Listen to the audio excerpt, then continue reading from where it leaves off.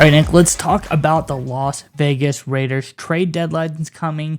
A lot of things going on in Raiders Nations. I think there's some interesting things that we can talk about here, potentially pieces of this team that may be traded because, let's face it, it was a tough loss to the Chicago Bears, and you need to make some changes. Things got to change, and I think there's some really good stories out there and some insight that we're going to bring today on what the Raiders' next step may be. Nick, let's get on into article and we'll talk about the other stuff on the other side.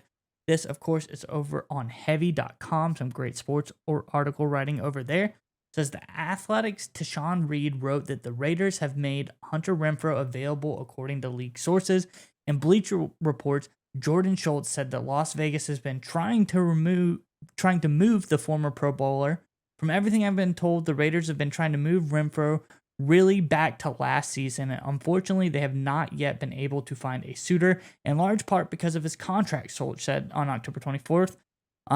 He says, I can tell you both sides want to find a healthy separation. It's a mutual agreement that a change of scenery for Renfrow would benefit everyone involved. He has played just 36% of the team's offensive snaps this season, a career low, and according to Schultz, his relationship with head coach Josh McDaniels is not in a good place. That seems to be a trend lately among a lot of players. You think about Darren Waller back there. The reported leaking of his wedding put him in a bad spot with Josh McDaniels, decides to move on. He goes to the Giants. Now, Hunter Renfrow, we're saying it just seems like a lot of people are just unhappy in this organization at this point in time. So you got some great players. Maybe they can move Hunter Renfrow for some valuable draft picks, some valuable players to kind of help get this team going back in the right direction. I'm really interested on what you think about what all this means for the Raiders, Nick. But Raiders fans trying to bounce back from a tough loss to Chicago Bears, going against the Detroit Lions, who also had a probably even tougher loss to the Baltimore Ravens. So neutral ground here. What do you think the score will be on this Raiders versus Lions game? Get back game for both teams. Let us know in the comments below. What do you think the score to this game will be? But Nick, what do you think this all means for the Raiders, and what do you think the overarching theme was? What are they trying to do here with moving Renfrow? Yeah, so I think going into the Bears game, obviously, look, you're starting a backup quarterback. So was the Bears. So they came into it, and I think the front office at this point was looking at Josh McDaniels and saying, look, you're supposed to be an offensive guy. It's not working. Our offense stinks. It looks like we're potentially making a mistake here, but you get the Bears. Maybe you beat them, build some momentum. You go have the Lions on Monday Night Football. Maybe we end up beating them, finish 5-3 through 8 games. Okay, we're building some momentum, battling through some injuries. Let's play this thing out. And then they got mollywopped and dominated by the Chicago Bears. And right now, I think the front office is saying McDaniels is done. I think this is a statement right here because there have been a lot of rumors of potentially moving off Renfrow, but we're starting to see it pick up that the Raiders are actually just trying to make an amicable split with Hunter Renfrow. They're trying to make sure everyone leaves on good terms.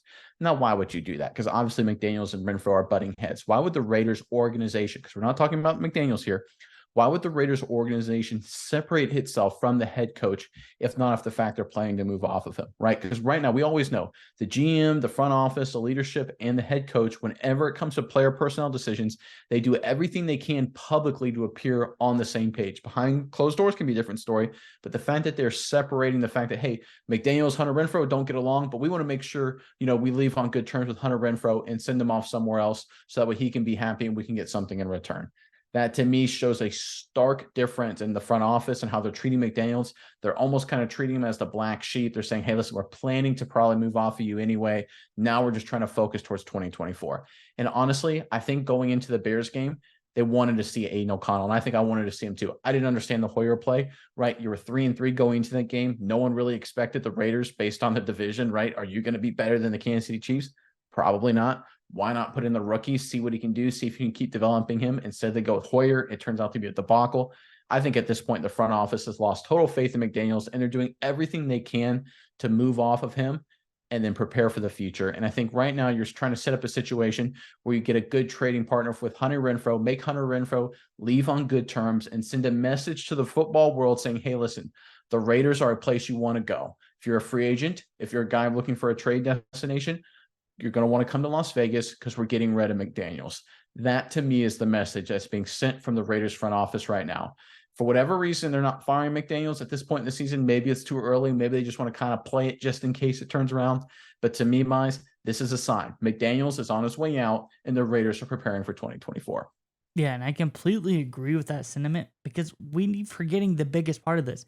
Yes, you lost to the Chicago Bears, but it was the Chicago Bears with Tyson Bagent as the starting quarterback. Shepherd University College legend, I guess, whoever knows what that school is all about. But Nick, this is a guy, the backup quarterback versus a backup quarterback, and they score 30 on you. If it was 13-12 and they win, you'd be like, okay, well, defensive, we're both on backup quarterbacks. A little bit of a struggle here. But no, they just got beat bad, like you said. And this is a Bears team, probably one of the worst teams in the NFL right now. It should not have looked that bad. So I agree with everything that you're saying here. The Raiders, they need to make a change. They need to change quickly. And I think they need to do something urgently to show hey, stuff is changing. Although the wheels might not have been set in motion yet, here's our flare gun. We're making an amicable split with Hunter Renfrow. This is our look everybody else in the league. This is the start of something new in Las Vegas.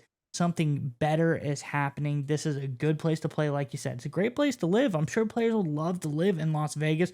Stadium's beautiful. A lot of good culture and history around this team. In all, it does sound like a good idea. If you can get the right head coach in Las Vegas, I think this would be a great situation for somebody to be in.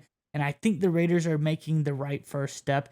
Although a lot of Raiders fans have said McDaniels was the answer in the past, you had to give him the chance. You had to let things run through. I think the right thing is happening now. And I think hopefully we'll see some more positive change in Las Vegas going forward. And I think the timing of the story is very interesting too, right? It's the fact they came out and were publicly supporting an amicable split with Hunter Renfrow before a potential deal, right? Normally you do that after the fact because you don't want to get in a situation where you have to give away a player for less than you get in return. Because right now the Raiders are basically sending a message.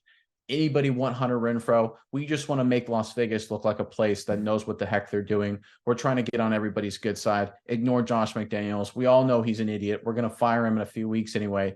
Anyone want Hunter Renfrow? To me, that's what they're screaming throughout the entire NFL right now. And the fact that they're doing it at this point, so close to the trade deadline, I think they just want to make sure the message is just heard loud and clear with no question about it. I think that's what's going on from the Raiders. Look, I hate to say it because I don't like when anyone loses their job at any level, even if it's a multimillionaire like McDaniels in this case. But the reality is, I think McDaniels is on he's a dead man walking as a head coach. He's going to get fired sooner rather than later, barring a ridiculous turnaround. And the Raiders, I think very smartly, are making good moves in terms of preparing the organization for the future.